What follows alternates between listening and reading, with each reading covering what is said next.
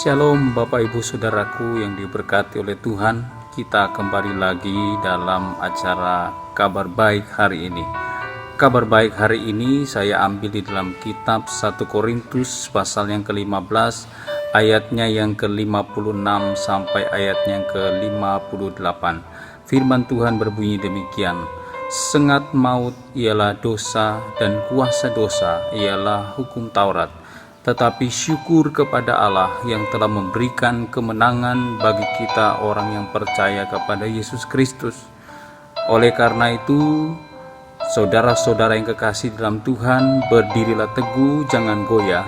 Giatlah selalu dalam pekerjaan Tuhan, karena kamu tahu dalam persekutuan dengan Tuhan, jerih payamu tidak sia-sia. Bapak Ibu Saudaraku yang kasih dalam Tuhan, ayat ini memberikan sebuah penjelasan bagi kita bahwa ada dua masalah utama yang menjadi masalah klasik manusia. Yang pertama adalah maut atau kematian, dan yang kedua adalah masalah dosa. Ini yang diungkapkan dalam ayat-ayat awal pembacaan kita pada pagi hari ini. Dan firman Tuhan menuliskan bahwa dua hal inilah yang menjadi tantangan utama umat manusia. Bagaimana mereka harus melepaskan diri dalam ikatan kuasa maut ataupun dalam ikatan kuasa dosa. Alkitab mencatat di dalam kitab Roma pasal yang ke-3 ayat 23 bahwa semua orang telah berbuat dosa dan telah kehilangan kemuliaan Allah. Bahkan dilanjutkan dalam pasal 6 ayat yang ke-23 masih dalam Injil kitab Roma dikatakan bahwa upah dosa ialah maut. Artinya apa? Artinya bahwa semua manusia yang ada di dalam dunia ini sedang berjuang bagaimana bisa melepaskan diri dari kekuatan dosa maupun juga kekuatan maut. Tetapi Bapak Ibu Saudaraku, firman Tuhan juga mengatakan bahwa usaha manusia untuk bisa melepaskan diri dari yang namanya dosa, dari yang namanya menghindari kematian atau maut itu hanyalah sia-sia.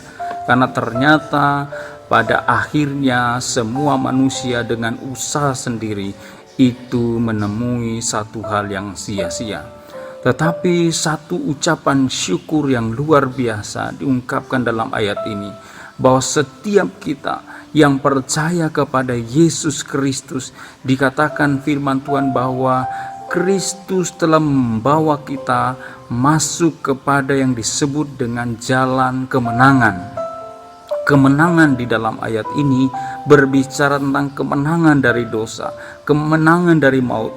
Bahkan juga dalam konteks ini bicara tentang terlepasnya orang percaya dari segala tuntutan-tuntutan hukum Taurat yang begitu mengikat.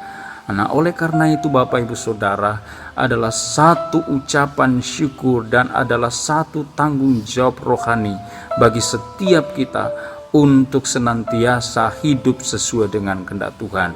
Ada 3 kehendak Tuhan bagi saya dan saudara yang sudah menerima kemenangan dari maut, kemenangan dari dosa, bahkan kemenangan dari kekuatan kutuk hukum Taurat.